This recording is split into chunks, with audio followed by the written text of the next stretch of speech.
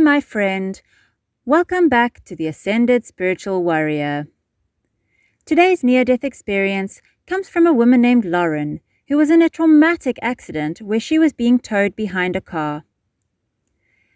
If this is your first time on our channel, welcome. I appreciate you being here. These videos are meant to build faith in a world that seems to be faithless and to prove that there is life on the other side.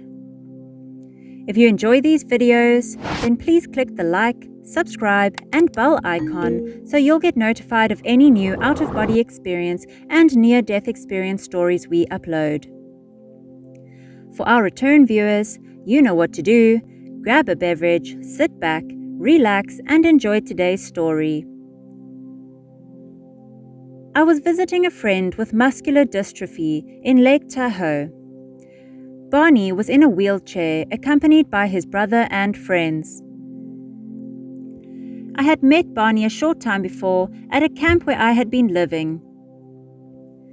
Barney had called me and invited me up to visit him with his brother and his friends in Lake Tahoe. I said yes and booked a flight. After a couple of days, things were getting a little boring and I needed some outside time. Barney was not able to get around, so the time was mostly spent inside. His brothers had been playing outside and invited me to come join them. They had tied a rope around the bumper of a car and were pulling their friend in a snow saucer across the snow-covered road. Laughing and giggling, they were having a great time. All of a sudden, the young boy they were pulling went out of control. As I was watching, I was horrified and immediately made a declaration into the universe. Oh God, don't let that happen to him. I know he won't survive the accident. He was heading for a parked car and I knew it wasn't going to be good. At that moment, he rolled over, bruised his shoulder, got up and walked away. The following day, I found myself doing exactly the same thing. It was in the late afternoon and Barney's brothers asked me if I wanted a go at it. Not thinking about what had almost happened the day before, I said sure.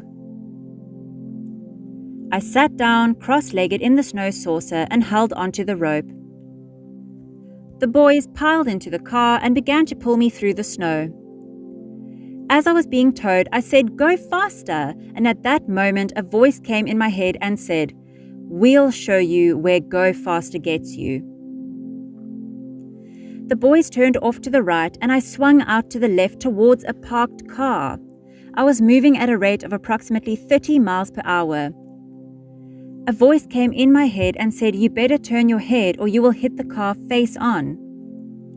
So I turned my head and took the impact to the left side of my head.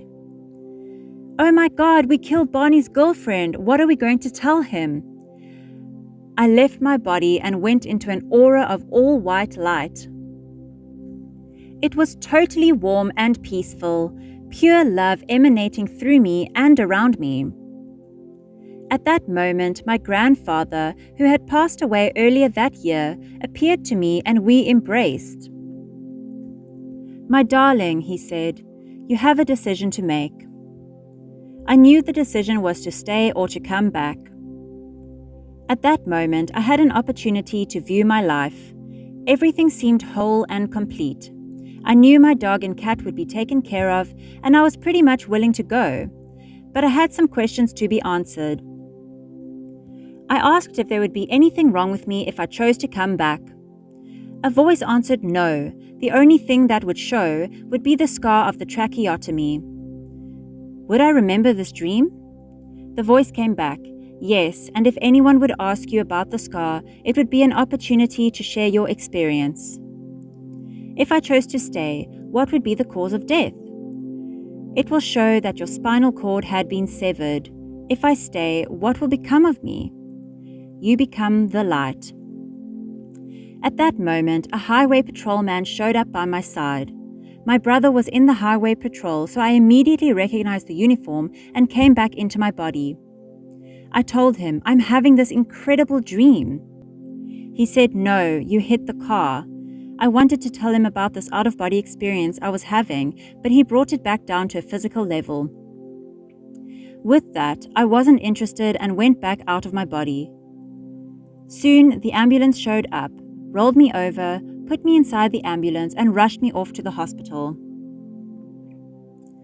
On the way, I remember sitting up out of my body and looking out the ambulance window. I remember remarking to myself, "Oh, there's Lake Tahoe, and I have a ticket to fly." So, once again, I was out of my body looking over Lake Tahoe from above. The ambulance pulled into the hospital, wheeled my body into the emergency room, and I remember them asking about emergency contact numbers. I came back into my body and tried to give them the phone number of my mom, but I then started throwing up. There was blood and yuck and grossness all over me, and I didn't want to hang around for that. So once again, back out I went. When I finally came back into my body, I was sitting up in my body on the operating table. I was looking over my left shoulder, watching the doctors do the tracheotomy. When they finished, I lay back down in my body and resumed my life. Now, getting back to the point as to when I made my decision to come back. In the beginning, I met my grandfather in the light. When the voice in the light was talking to me, it seemed like it was coming from above. The voice was neither female nor male. When I was having the question-answer period, it was as if my grandfather had left. I remember there was a period of time that I was left alone in this beautiful white marble surrounding, which I later described as a Maxfield Parrish painting. Later, I came to learn that my mother had a dream that night. My grandfather had come to her in a dream. He told her, "Lauren is dead." My mother then said, "No, you will not have her. She was only your granddaughter and you will not take her from me." She then became physically violent with him and then he left. That was her dream she shared with me later on in the hospital.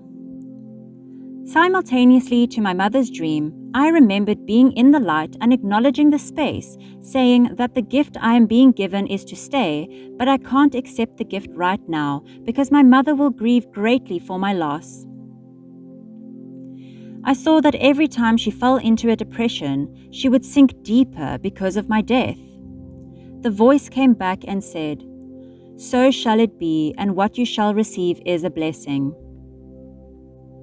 At that moment, I knew I was going to survive the accident. Nobody else knew I was going to live, but I did. I think that is why I was having so much fun coming in and out of my body. I was in the intensive care unit for several days in order to stabilize my body. I then had 9 hours of reconstructive surgery to wire my face back together. I remained in the hospital for several days after surgery. I was then able to fly back home. 6 weeks later, I was on vacation in Mexico with my mom. I was known in the hospital as a miracle case. I came back full of joy, making people laugh, doing the IV disco down the halls and making obscene calls to respiratory therapy, holding the phone up to my tracheotomy and breathing heavily.